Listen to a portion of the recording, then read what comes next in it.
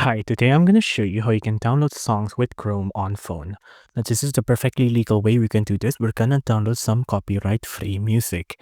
And the website I'm going to show you today is going to be called Pixabay.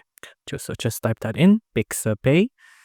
Now on Pixabay, you can see this is the site right here. Just tap on it, the Pixabay.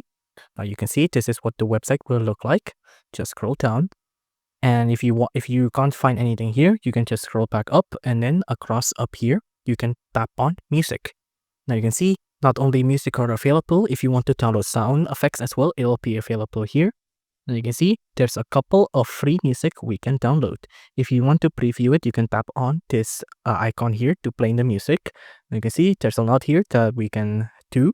Like there's a lot of options. You can click on discover more if you want to find more music here. I'm just gonna download this one called Flow.